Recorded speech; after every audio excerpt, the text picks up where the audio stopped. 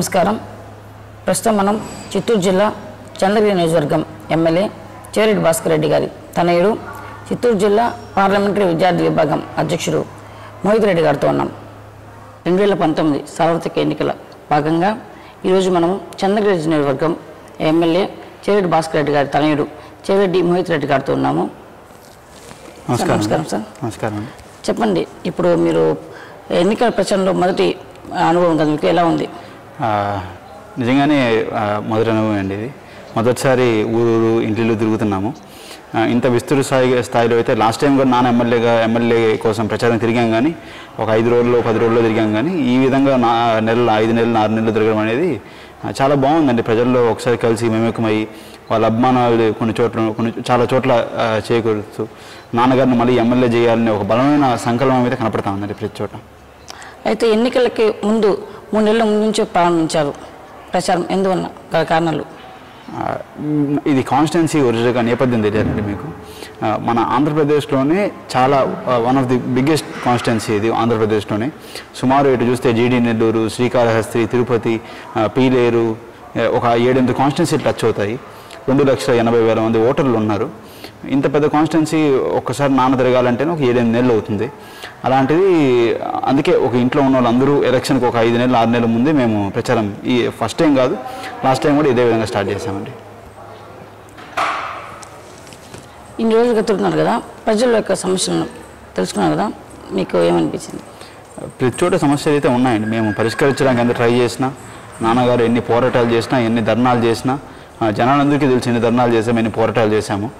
ఏ ఒక్క పోరాటము ధర్నా వ్యక్తిగతంగా కోసం అయితే ఒక పోరాటం ఒక ధర్నాగా లేదు, అంతా జనాల కోసమే. అక్కడ డంపింగ్ యార్డ్ గురించి అవ్వచ్చు, కలెక్టరేట్లో ఒక పని జరగలేదని అయి ఉండొచ్చు, లేదా ఎవరికో అన్యాయం జరిగితే వెళ్ళి కూర్చొని ఉండొచ్చు. ఇలాంటి పోరాటాలు చేస్తే మనం ఎన్ని చేసినా గవర్నమెంట్ ప్రతిపక్ష పార్టీ ఎమ్మెల్యేలు కాబట్టి చాలా చిన్న చూపు అయితే కనపడతా ఉంది. మన స్వయాన సీఎం గారే చెప్పారు, అపోజిషన్ ఎమ్మెల్యేలు కాబట్టి మేము నిధులు విడుదల చేయలేదని. అలాంటి సందర్భంలో మనం మన మన మన వీలంత వరకు శక్తి వరకు మన సొంత డబ్బు ఖర్చు పెట్టగలుగుతాం, కానీ గవర్నమెంట్ అయితే ₹1 ఇచ్చింది లేదండి ఈ 4 సంవత్సరంలో. చెవిరెడ్డి భాస్కర్ రెడ్డి గారు అధికారంలోకి వస్తే చేయబోయే పనులేంటి? ముఖ్యంగా డంపింగ్ యార్డ్ ఉంది ఆర్సీపురం డంపింగ్ యార్డ్లో నాన్నగారు 7 రోజులు నిరాదీక్ష చేశారు. నిరాదీక్ష చేసి మొత్తం కలెక్టర్ గారు ఆమోదించి, మినిస్టర్ గారు వచ్చి అన్నీ జరిగి అంత యాక్సెప్ట్ అయినప్పుడు మళ్ళీ ప్రతిపక్ష నాయకుడికి మంచి పేరు వస్తుందనే ఒక అలాంటి ఒక చెడ్డ ఆలోచనతో మళ్ళీ ఆపేశారు. అది మొదటిగా మేము వితిన్ ఒక 1-2 మంత్స్లో అది కంప్లీట్ చేస్తామండి.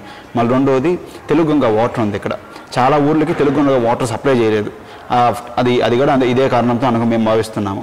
అది కూడా సప్లై చేపిస్తామండి. కొన్ని ఊళ్ళల్లో నేను పాకాల ముఖ్యంగా తిరిగాను, చంద్రగిరి, పాకాల, ఇలాంటి చోట్ల రోడ్లు డ్రైనేజీలు ఇబ్బంది ఉంది. ఇది ఎన్నిసార్లు దృష్టికి తీసుకొని పోయినా కూడా ఇది సాల్వ్ చేయలేదు. ఇది కూడా వచ్చిన ఒక 6 నెలలుగా మేము కంప్లీట్ చేసే ప్రయత్నిస్తామండి. మీ నియోజకవర్గంలో నిరుద్యోగ సమస్యను ఎలా నిలిచిపోతున్నారు? ఇది ఒక రూరల్ కాన్స్టిట్యున్సీ అండి. మ్యాక్సిమం అర్బన్ కాన్స్టిట్యున్సీ లాగా రూరల్ కాన్స్టిట్యున్సీ కాబట్టి నిరుద్యోగ సమస్య చాలా ఎక్కువ ఉంటుంది. అయినా కూడా ఈ 5 సంవత్సరాలు మీకు తెలుసు పెట్టుబడులు ఏమాత్రం వచ్చాయో అంతా అమరావతి కేంద్రీకమయ్యాయి. ఇలాంటి సమయంలో మొత్తం ఒక జగనన్న ఇప్పుడే చెప్పారు, రాజధాని అమరావతిలోనే మొత్తం చేసి హైదరాబాద్ లాగా మళ్ళీ ఒక గొడవలు సృష్టించేలాగా, అంటే ఒక రాజధాని అన్ని ఇండస్ట్రీలు ఒకే చోటుకు వస్తే మళ్ళీ మా రాయలసీమ, కోస్తా ఇవన్నీ ఈ గొడవలు మళ్ళీ స్టార్ట్ అవుతాయి. అట్లా కాకుండా తిరుపతిలో కొన్ని, మిగతా చోట్ల కొన్ని, అట్లా మొత్తం కేంద్రీకరణ చేసామనుకోండి, మొత్తం డివైడ్ చేసామనుకోండి, ఒక ప్రశాంతమైన వాతావరణం ఉంటుంది. ప్రజలందరికీ కూడా ఈ లోకల్కి ఇబ్బంది లేకుండా అందరికీ ఒక ఉద్యోగాలు వచ్చే కల్పించే ప్రయత్నిస్తామండి. జగన్మోహన్ రెడ్డి గారిని ప్రవర్తించారు కదా నవరత్నాలు, ఇది అన్నీ పూర్తిగా వస్తాయని నమ్ముతున్నారు మీరు? తప్పకుండా నవరత్నాలు అనేది మేము 600-700 హామీలు ఇచ్చే అలవాటు మాకు లేదు. మేము ఇచ్చేది ఒక పేజీ 2 పేజీలు మాత్రమే వెళ్తాము. అది ఖచ్చితంగా నిర్వహిస్తాం. అది నిర్వహించి నెక్స్ట్ టైం ఓటు కోసం వెళ్తాము. మీకు తెలుసు చంద్రబాబు నాయుడు గారు ఎన్ని హామీలు ఇచ్చారు. ఒక 200-300 పేజీలు బుక్లు ఇచ్చారు ఆయన. అవి హామీలు చదవడానికి రోజులు పడుతుంది.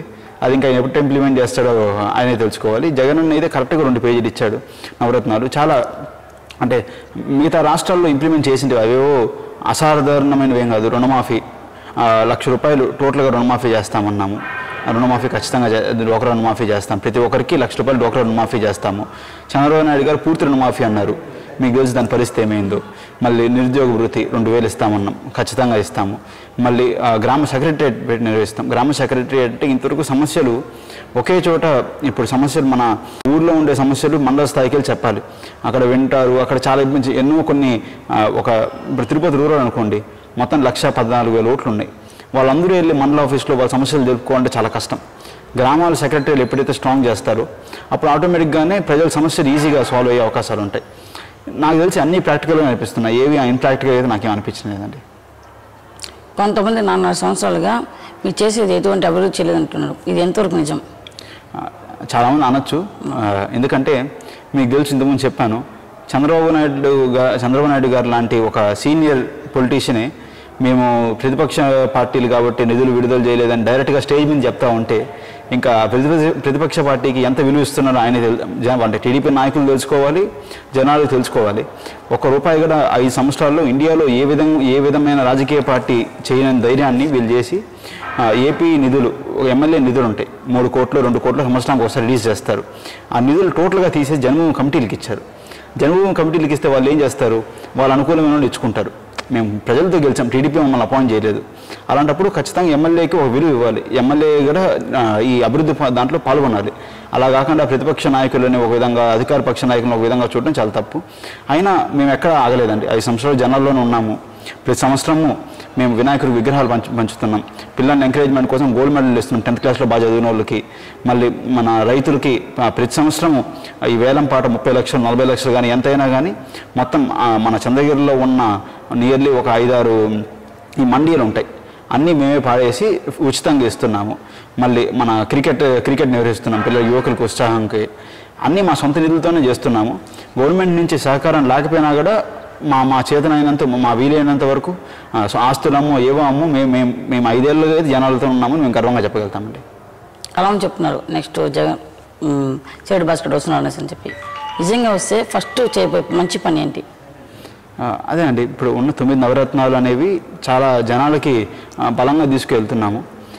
గ్రామ సెక్రటరియట్ కానివ్వండి, లేకపోతే ₹3,000 పెన్షన్ కానివ్వండి, చాలా ప్రతి ఒక్క హామీ నవరత్నాల్లో ప్రజలకి అర్హులైన ప్రతి ఒక్కరికి అందేలా చూస్తాము. ఇప్పుడు గ్రామంలోకి వెళ్ళాను, చాలా చోట్ల తిరిగాను, ఇంట్లో 2 65 ఏళ్ళు 60 ఏళ్ళు దాటిన వాళ్ళు ఉంటారు, ఒకరికే పెన్షన్ వస్తుంది. ఒకరికి ఇంకోరు ఎలా బతకాలో మాకైతే అర్థం కాలేదు ఈ పెన్షన్ ఇవ్వకపోతే. అలా మేము అట్లా అర్హులు ఎంతమంది ఉంటే అంతమందికి పెన్షన్లు కానివ్వండి, ఇల్లులు కానివ్వండి, ఏవైనా సరే ఎంతమందికి ఉంటే అంతమందికి ఇప్పిస్తాము. మేము మా పార్టీయో మీ పార్టీయో, మా కులమా ఇంకో కులమా, ఈ చూసే సంస్కృతి వైఎస్ఆర్ పార్టీకి లేదు, కాంగ్రెస్ పార్టీ ఇంతకుముందు ఉన్న రాజశేఖర గారి ప్రభుత్వానికి గారు లేదు. మొదటిది. రెండోది, ఇప్పుడు ముఖ్యమైన సమస్యలు, నీటి సమస్య, రోడ్ల సమస్య. ఇది మా ఆలోచన ఏంటంటే, కాన్స్టిట్యున్సీ నెక్స్ట్ ఎలక్షన్స్ లోపల జగనన్న అధికారంలోకి వస్తే ఏ ఒక్క చోట రోడ్ల సమస్య, కాలువల సమస్య, నీటి సమస్య లేకుండా 3 మాత్రం పక్కగా సాల్వ్ చేస్తామండి. మీ భవిష్యత్ కార్యాచరణ ఎలా ఉండబోతుంది?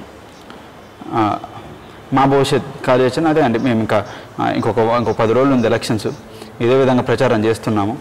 మాకైతే పూర్తి విశ్వాసం ఉంది జగనన్న సీఎం, నాన్నగారిని ఎమ్మెల్యేగా చేస్తారని. జనాలు నమ్ముకొని వెళ్తున్నామండి జనాల్లోకి. మీరు రాజకీయాల్లోకి వస్తున్నారా? మాకు ఇంకా అంటే నాన్నగారి కోసం ప్రచారం చేస్తున్నాను, ప్రస్తుతానికి అయితే ఇంట్రెస్ట్ లేదండి. ఓకే, చూసారు కదా ఫేస్ టు ఫేస్.